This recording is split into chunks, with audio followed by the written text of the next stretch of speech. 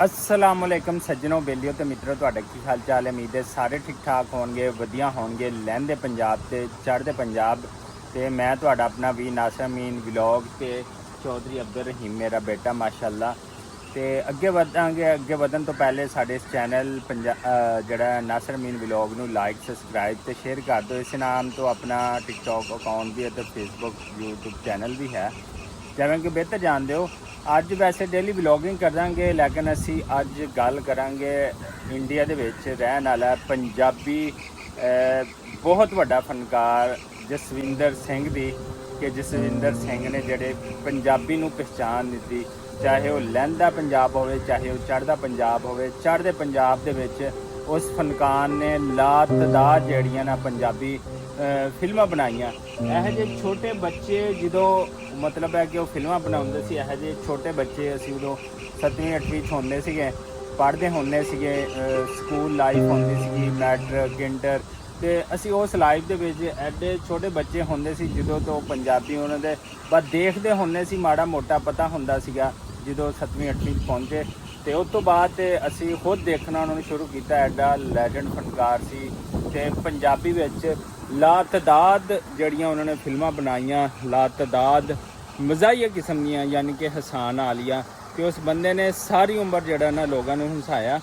एक दफ़ा लाहौर दे विच अचानक मुलाकात हो गई उन्होंने नाल, तुहानूं पता पाकिस्तान आए सीगे जसविंदर सिंह, तो मुलाकात कित्थे हुई, तो जिहड़ी मुलाकात हुई थी जो अपने गुरु नानक ते माशाअल्लाह वो आए सीगे हाज़री देने वास्ते।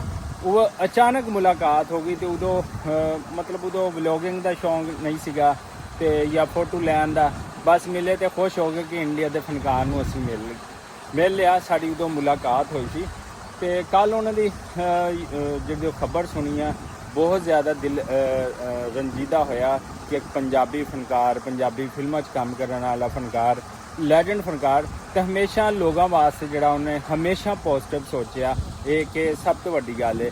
लेकिन अज इंडियन फनकार जड़ा इंडिया के लोग जड़े पंजाबी नूं सुनन वाले जिन्ने भी साडे भरा सरदार सिंह ने उन्हां वास्ते बहुत वड्डा लॉस है।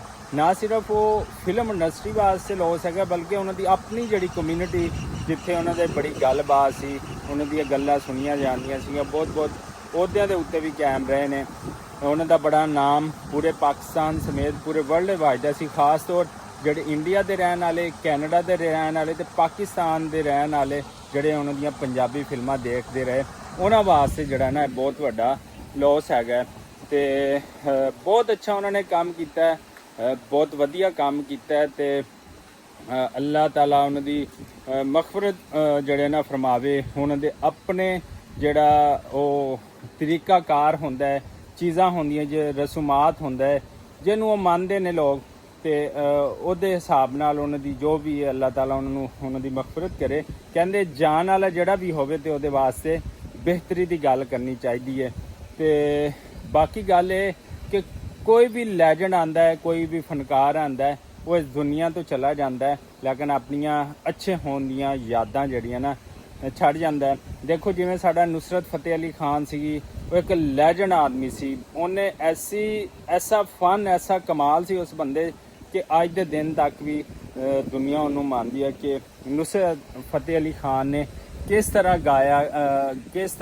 गाया मतलब किस तरह उन्हें कवाली पढ़ी हैगी, वह जी कवाली कोई नहीं पढ़ सकिया अज के दौर तक भी। तो एवं ही है बड़े बड़े फनकार बड़े बड़े लोग जड़े ना इस दुनिया तो जा रहे हैं तो अल्लाह ताला तमाम लोगों की जड़ी ना मगफरत करे।